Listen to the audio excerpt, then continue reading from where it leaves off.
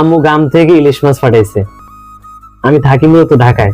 তো ভাইয়ারা মনে হয়তো দুটো ইলিশ মাছ দিছে, আমার ভাইয়ারা হচ্ছে জেলে।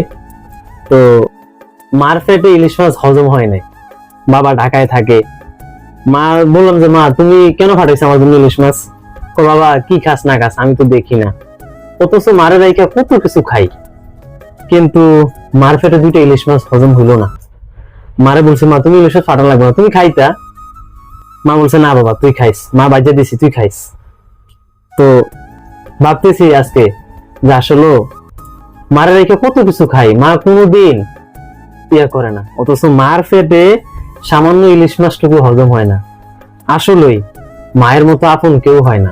মা মাই, মানে প্রতিটা মুহূর্তে প্রতিটা সেকেন্ডে শুধু মা।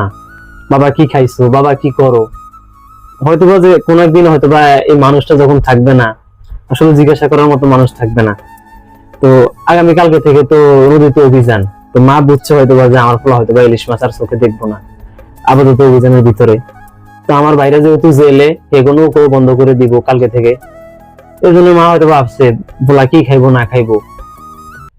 আসলে আমি ভাবতেছি এতক্ষণ বসে বসে মায়ের কথা, যে আসলে মা একটা জিনিস, আল্লাহ জানি না কি দিয়ে বানাইছে মারে, কোন মাটি দিয়ে মা গড়া।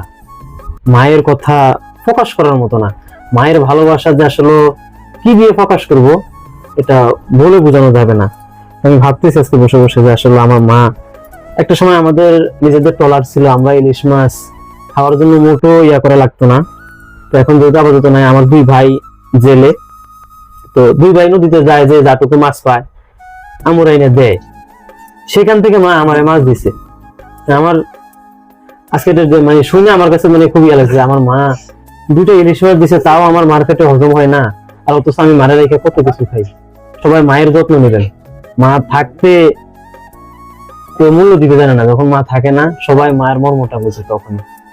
ভালো থাকুক পৃথিবীর সকল মা।